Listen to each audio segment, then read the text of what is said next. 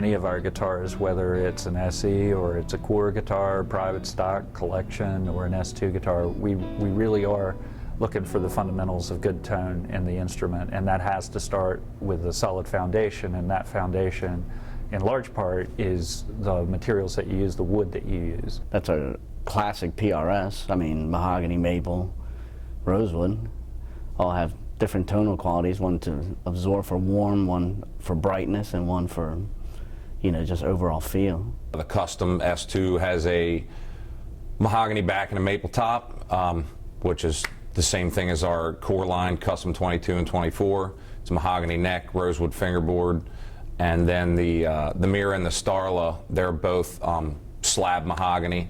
There's differences in the manufacturing process, and so there's differences in the dimensions of the wood, but all of the philosophies of what we're looking for in a good tone wood and a stable guitar are all identical. Really the greatest difference being through some of the different processes we use in manufacturing, we're able to start off with a smaller stock to manufacture the neck for the S2 line, which helps keep some of the costs down, our material costs, and allows us to provide really a more affordable guitar while still using very high-grade traditional woods for both the neck and body. We're looking as closely as we do in our core guitars with the S2, we're looking for very stable, very tight grain, quarter sawn material that we know will resonate and sound really great, but also not require a lot of adjustments over time. Most of the guitars where we traditionally build a body with a mahogany body and a maple cap, we're still doing the same thing in the S2 line. Dimensionally, some of these parts are a little bit different.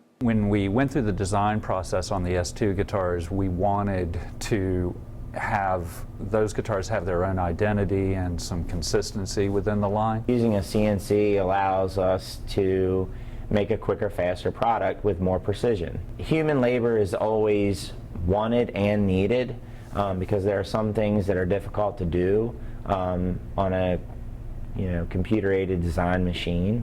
What the CNC does for us is do most of the grunt work, and it allows human labor to do finesse work. We never tried to put a job on a machine that requires a craftsman's hands, and we tried to not burden the craftsman with a job that a machine could do better or more quickly or more efficiently. The S2 project probably takes that to the next level too, where our engineering team has really looked inside of the process and into the manufacturing of the guitars to make sure that we're very efficient in what we're making, but anything that requires a craftsman's hands on the guitar to make sure we have a quality instrument, that is part of the process. So we are not compromised in that regard.